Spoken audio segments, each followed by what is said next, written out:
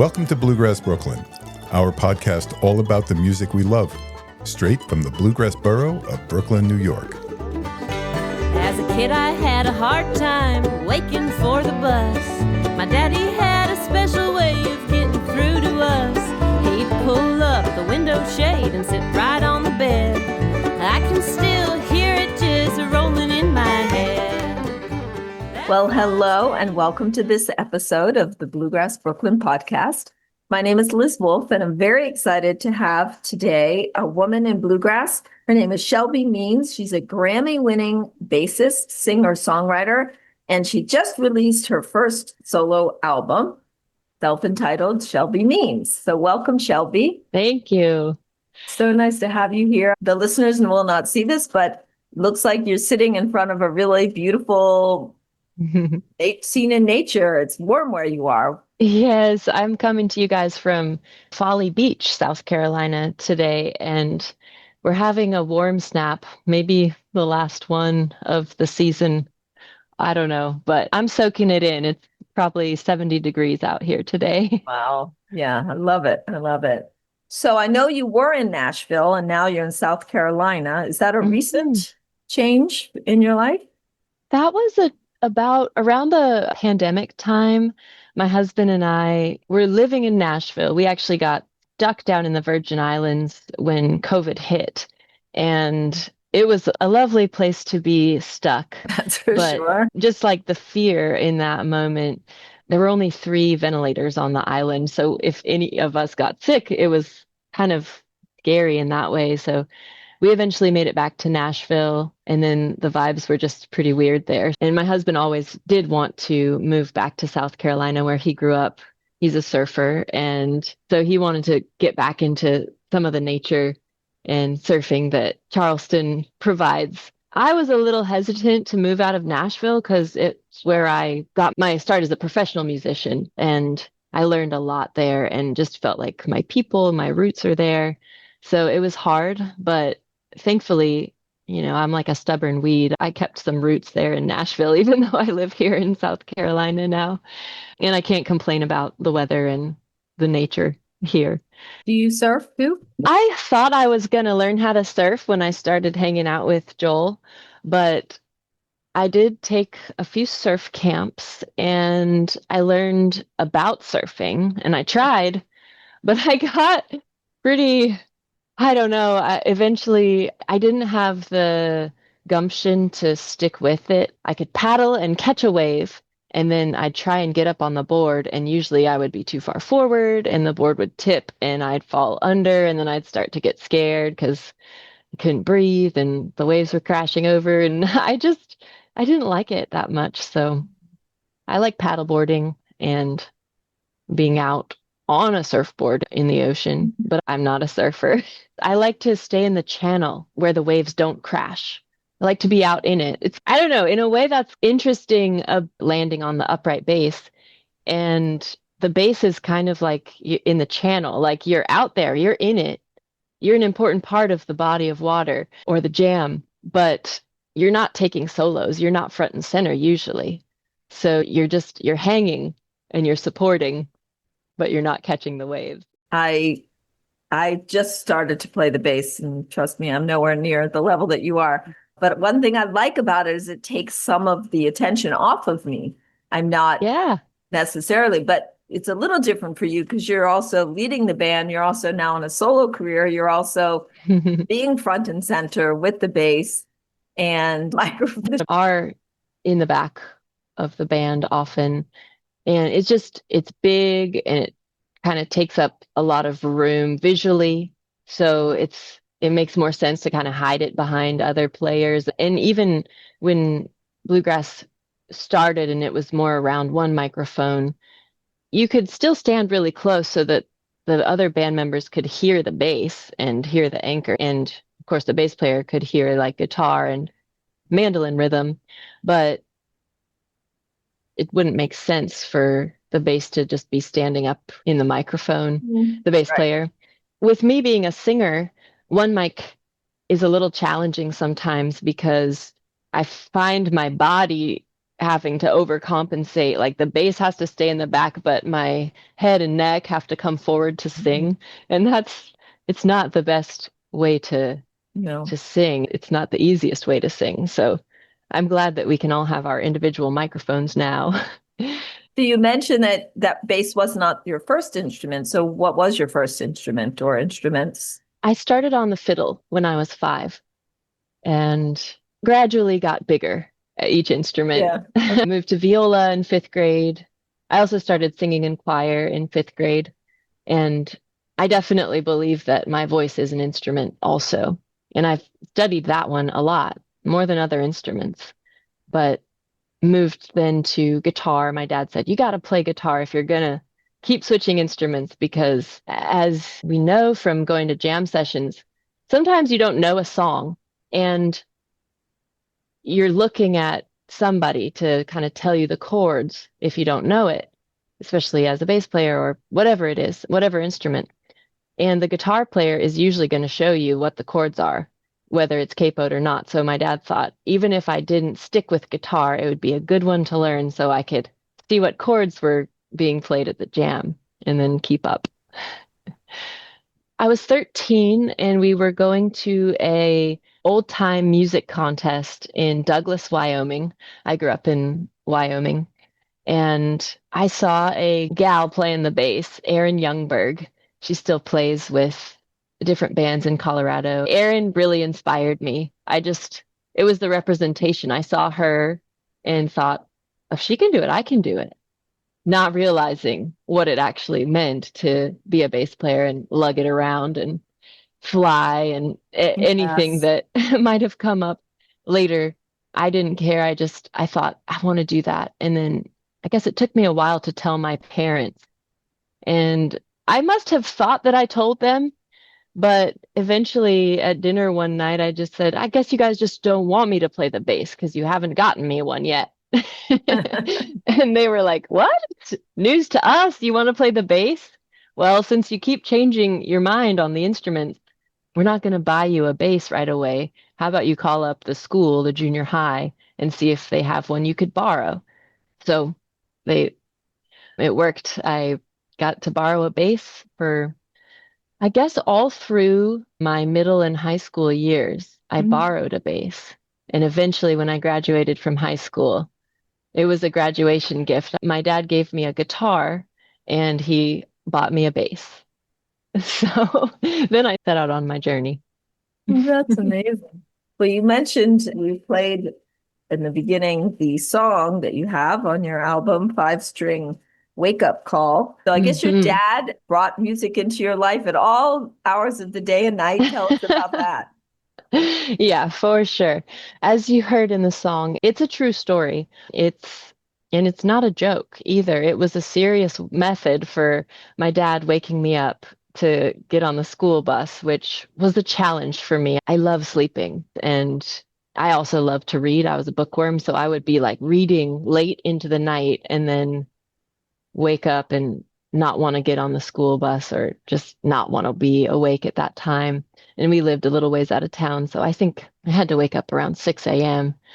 And sometimes it's still dark at that time, but yeah, Dad would come in, tune his banjo, sit on the bed, and I'd already have my head under the pillow, just trying to ignore it, but there was no way I could ignore the 5-string wake-up call.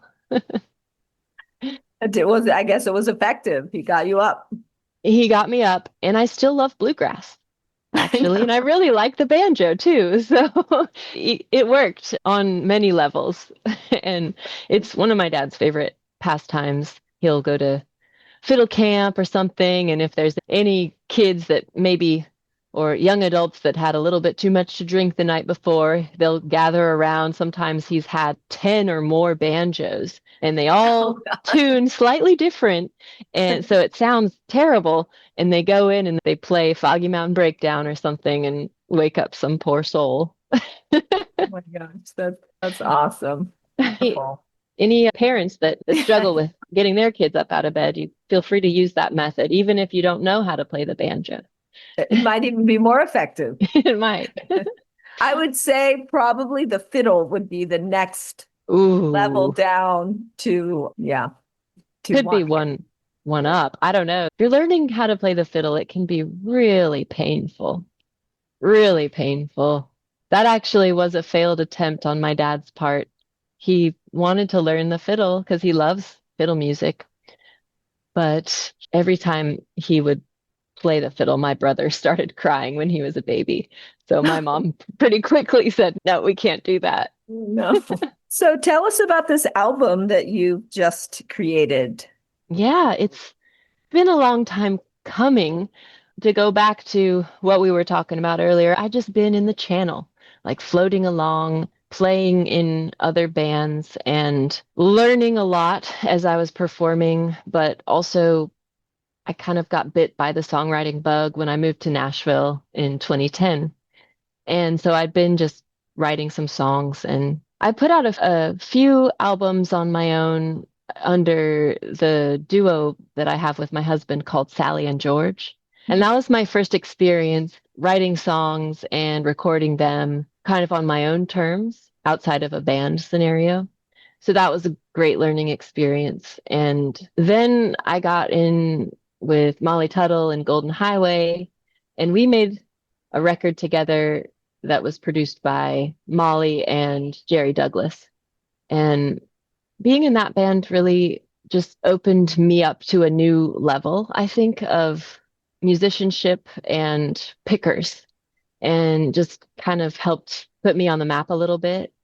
I watched other members of the band release their own solo albums and kind of started to think, I should do that. Mm. So I started gathering songs, some that I'd written years and years before, and some that were being written specifically for the project. And I decided I wanted to work with a producer because in the past, when I had recorded without a producer, it's just so hard to maintain any sort of perspective if you're the one playing the music. And so it was important to me to find somebody that I trust that could also help me pick the songs and mold my vision, but not change like who I was or what I wanted to present. And that was Maya DeVitri. She's really great cheerleader, and I respect her ear, and I knew that she would respect me and my choices and my vision too. So it was a good team. And then we started dreaming and assembling the great cast of characters that appear on my debut record. Got some of the greats of bluegrass and some more contemporary modern players, including my brother Jacob Means. He played mandolin when Sam Bush didn't play mandolin. It's Jacob. And I had a lot of fun putting the harmony vocalists together and just felt like that was a great way to tap into the bluegrass community that I love so much. One of my favorite things when I lived in Nashville was hosting jam sessions. So I kind of viewed my record as like, what's the best jam session that I can put together? And I'm proud of how it turned out. Who are some of the characters that appear on the album? Ron Block plays the banjo. He plays with Alison Krauss in Union Station. And I've been a fan of his. I Allison was the first band that I ever saw perform live that I remember going to that concert. I think I was 10 and we went to Cheyenne, Wyoming to see them play. So I saw Ron when I was 10 and just thought, I'll shoot my shot and see if he would be on the record. And he said yes. I was the most intimidated by him. And then he turns out to be the nicest guy. Of course. So, Yeah. of course, it's great when you do meet your heroes and you realize that they're nice humans. Then Jerry Douglas plays dobro, and Sam Bush plays mandolin. And I had a lot of fun with the fiddle players. I got Michael Cleveland and Bronwyn Keith Hines and Billy Contreras. So three really distinct different styles of fiddle player that just suited the songs that we had them on. Yeah, and I mean the harmony vocalists. We had Ronnie McCurry, Billy Strings, Molly Tuttle, Kyle Tuttle, Sam Grisman, Maya DeVitri, and Joel Timmons were kind of like my core harmony singers when I didn't have a vision for bringing in someone like with a big name or something. And the three of us have been singing together probably since 2022. So we have a lot of time and experience melding our voices together.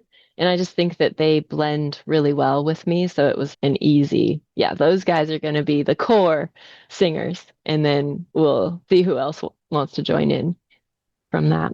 That's a great cast of characters. The first guy I called to be on the record was Brian Sutton on guitar.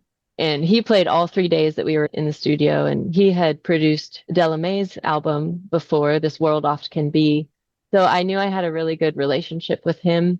And I knew he would make me feel comfortable in the studio. I love it. So you're taking all of these wonderful songs and heading out on the road this spring. That's right. 2026. So tell us about that. Yeah, I'm really excited. I'm excited to be going out to Colorado. I'll be down to Florida and all over the Southeast and then up to the Northeast and much more throughout the year. But we're just sort of announcing through April. And so how could I find you on Instagram? My Instagram is at Shellbass. Shell, like the blending of Shelby and bass. Shellbass. Shelby. Okay, got it. Beautiful. So you've played with some pretty amazing women out there in the bluegrass world. Played with Della Mae, you got your Grammy with Molly Tuttle. So tell us about your experience, what it was like to play with those folks. Since I started playing music, it's always been really cool to have women on stage and represented. Like I really loved the Cherry Homes, like a family band kind of vibe when I was growing up. Rhonda Vincent, Dolly Parton, just some Alison Krauss, big role models for me. Yeah, I grew up with a woman named Courtney Hartman.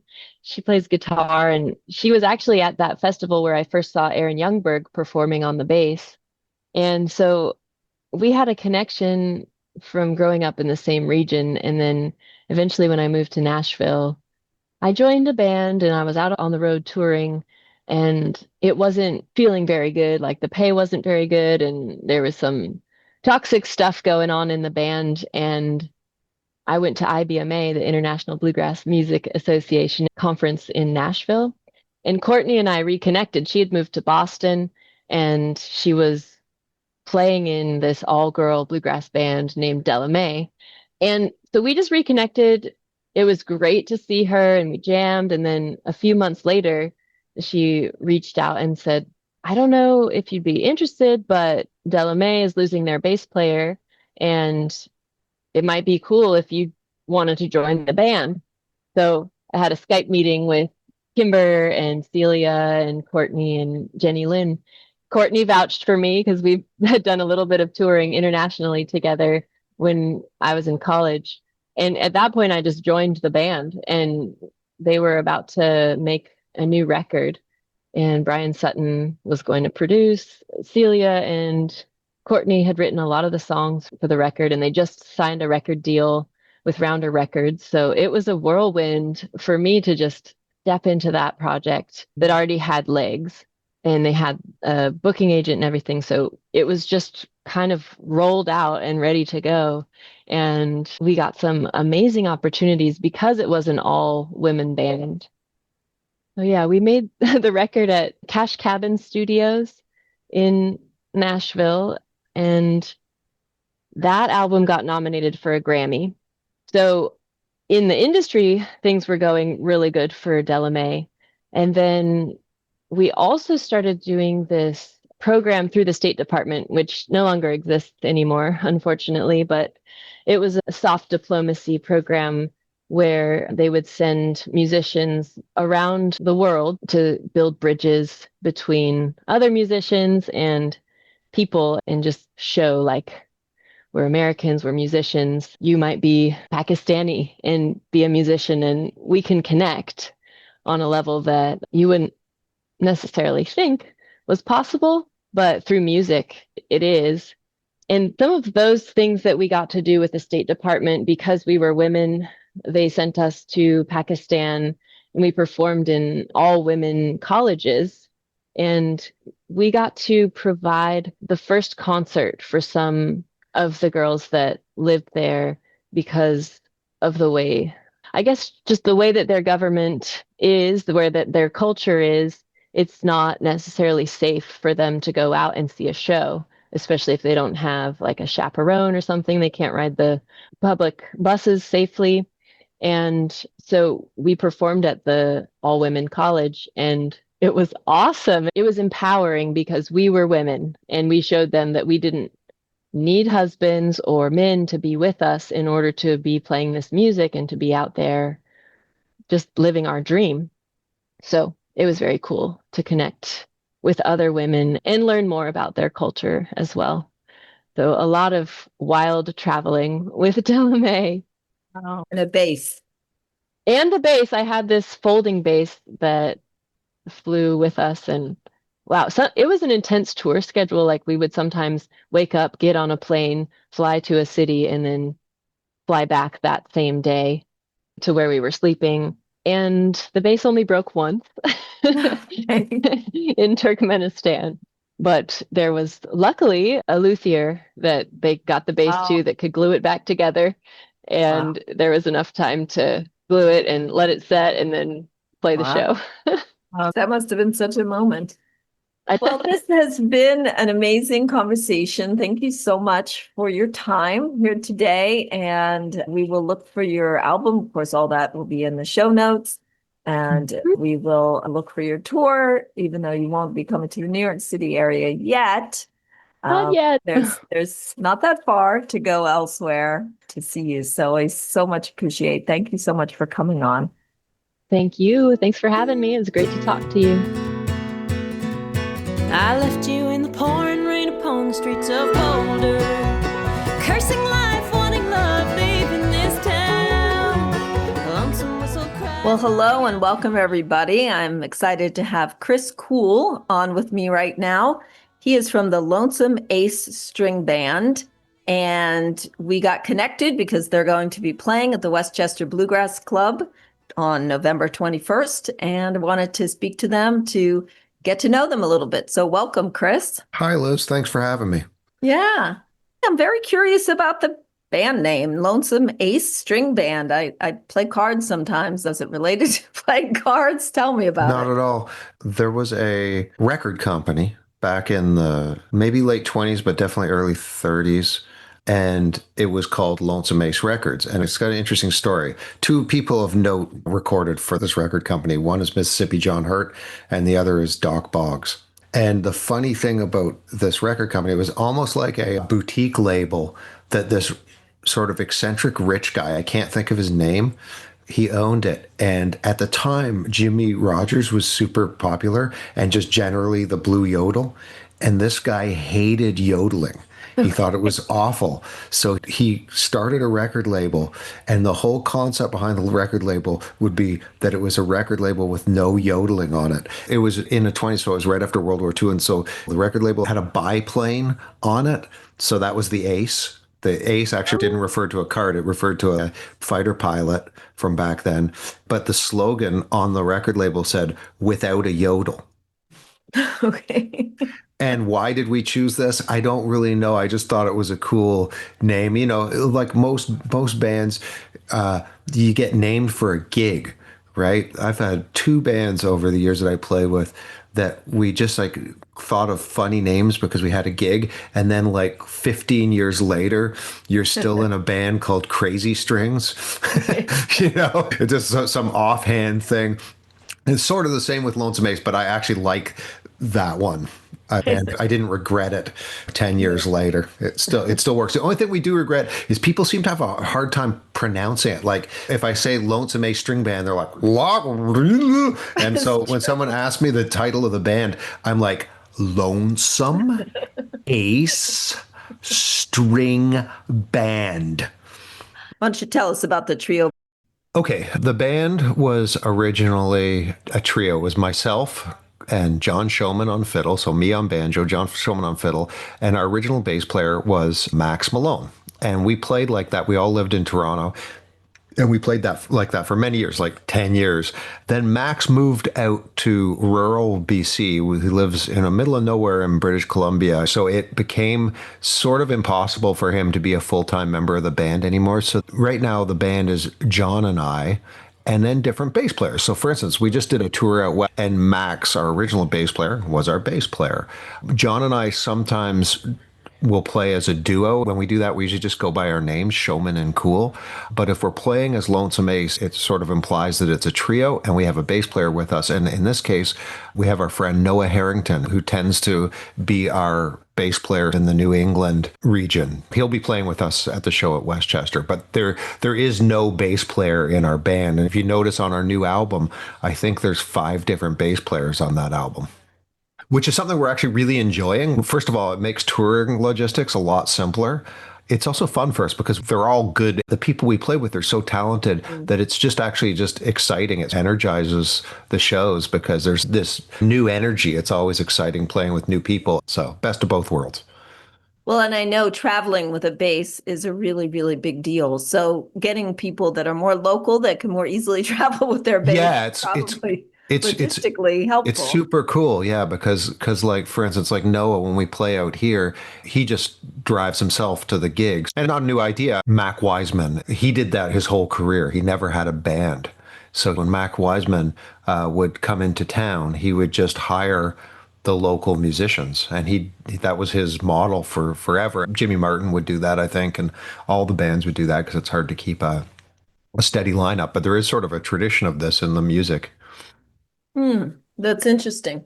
So you and John being this core group, but to watch some of your videos, there seems to be always an element of fun, and I would almost say comedy or some light way of presenting your music. That's the vibe I'm getting from the videos.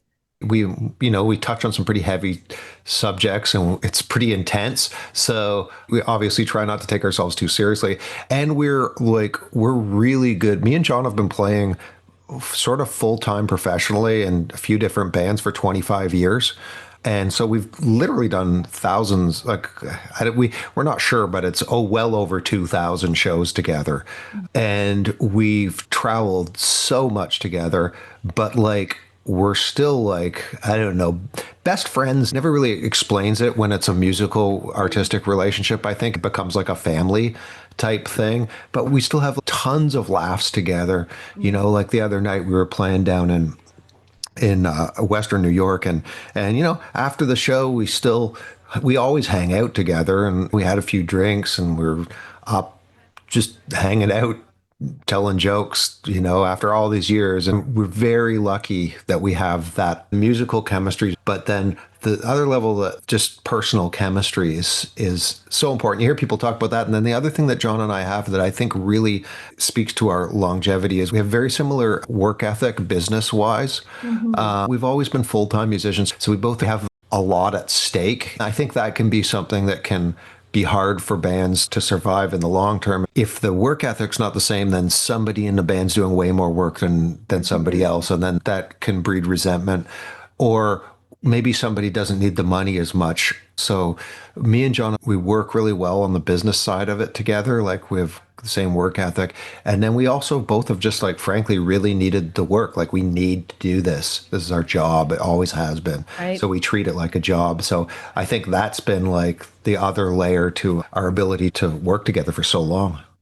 Yeah, I think that's a really important concept of in any partnership, whether it's relationship. I work with my husband, knowing that we're both invested in it, even with Mike and I as co-hosts, that we've said that as well. It would really be a drag if one person was I don't care about a deadline, and the other person is, well, we have to get it done. So you really have that. And also the longevity of playing together for so long has, I'm sure, given you the 10,000 hour rule, right? Oh, yeah. We definitely have 10,000 hours just playing with John. There's no doubt. And there's a magic to that you can't get any other way. We're lucky to play this type of music where experience is really valued. as long as you can keep the energy and still, be a creative artist, it's not like they're just looking for the next 25-year-old kid to be the next big thing in this music. If you do stick with it long enough, people notice that, and there's something in your playing that I just don't think can be recreated there's no shortcut to it, So that will make for a quality show when you come to the Westchester Bluegrass Club. Absolutely will. Yeah. And so will you be playing songs from your new album, Big For Win? sure. We'll be playing a mix of stuff from the new album. We always do about half our show, I would say, is original. We're both songwriters. And then we will touch on the traditional sort of old time repertoire, some fiddle tunes and stuff like that, some covers. So it's a mix of stuff. Again, I know your audience is maybe probably more bluegrass than old time. And I would say that we're not like a traditional old time band. We tend to be of interest to bluegrass audiences. John and I played in a traditional bluegrass band together for like almost 20 years. And John's an incredible bluegrass fiddle player. I've played a lot of bluegrass myself. It's not really what we're doing because it's like a trio of clawhammer, banjo, fiddle, and bass. But I think bluegrass audiences will hear in the way we approach harmony and the freedom. Like there's an improvisational vibe to what we do. We're not taking solos, but we play in a free way that a lot of it we took from our years playing bluegrass. So that's an unusual combination in that you don't have a guitar, you don't have a mandolin. No, I do both those things on the banjo, sort right, of. okay. Yeah. But I played guitar in the bluegrass band I just mentioned. I incorporate a lot of what I learned as a rhythm guitar player. I don't just play clawhammer. I'm doing a lot of strumming on the banjo as well and chopping, mandolin chop type stuff. So we try to change it up. So it's really fun for me because I've got all that space. The interesting thing about the trio setup we have is there's 3 instruments, but each one is in a completely different tonal range, right? So you've got the bass down low. I'm the only one in the middle and John's up high. And it really suits me because otherwise the clawhammer banjo, if there's a guitar playing, they're right in the same tonal range. The guitar can eat the subtleties of the banjo up, I find. And so I actually really love playing in this context. And because I do love playing rhythm guitar, I'm able to do that as well. So I scratch that itch, but also, what I've worked on for all these years with my banjo playing and the subtleties are able to come out, and I can play quieter and louder and it still gets heard. Well, that will be an interesting thing to listen to at the show. So I encourage everyone to go. I have one other question for you. Shoot. Which, side note, I didn't give you any warning on, so you may not have a great answer for this, but do you have any like adventure performance story of somebody you played with, or there was this one time when the guy came screaming on the stage, or the craziest thing that ever happened to you? Oh, one that jumps into mind, just because I was telling somebody this story last night, and it's not really a performance story, but I think it might be of interest. Both John and I are really big John Hartford fans, and we always play some John Hartford. We did a whole album of John Hartford material a couple years ago, and I've been, since I was a teenager. When I was in my early 20s, I was down at the Augusta Heritage Center in West Virginia. I spent a couple summers down there sort of volunteering. And this one summer, Mike Compton was down there teaching mandolin and Hartford was around. It was when he was getting into old time fiddle music again, because he'd been into it earlier. But Hartford was just there for a week hanging around, not teaching, not doing anything. He just wanted to be around some of the old fiddle players that were there. And the whole week, I would see him and I would get really nervous. And he's such an intelligent and perceptive person. He totally knew me. And I think he could tell I was a big fan and that I was freaked out that he was even around. And so he'd like look over me and wink and stuff like that. And I'd go, oh my God, it's John Hartford. Well, one day I was sitting on the porch. There's an old mansion on the campus of the Augusta Heritage Center called Halliehurst.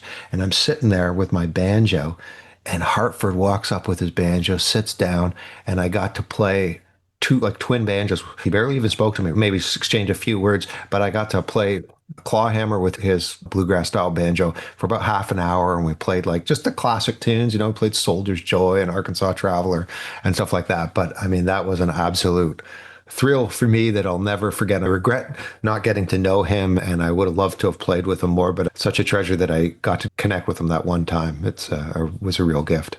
Yeah, that is amazing. I'm so glad you have that memory to have, which also shows us a little bit about his personality and that who he was as a human. And He was sweet, but he was also a bit of a devil or something. Like he had a devilish side for sure.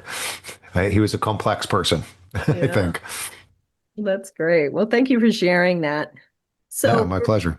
for people to find out some more information about you online, they would go to lonesomeacestringband.com. Is that Yeah, correct? that's right. And I also have my own website, chriscoole.com. And I've done a lot of banjo teaching over the years. I still do some private lessons, but I also have a lot of instructional stuff up there. Great. And that's Chris Coole with an E, That's COOLE.com. correct. Yeah. Well, thank you so much. We look forward to hearing you and seeing you play at the Westchester Bluegrass Club on November 21st. And I Yeah. appreciate your time. Thanks, Liz. Nice chatting with you. Who am I to leave you all alone? Who are you to watch me walking out? How are we to know it won't Thank you for listening to this episode of Bluegrass Brooklyn. My name is Liz Wolfe, and I hope you will listen, like, subscribe, and follow us. We can be found at bluegrassbrooklyn.com. Brooklyn is spelled BKLYN. Thanks, and we look forward to seeing you around the jam circle.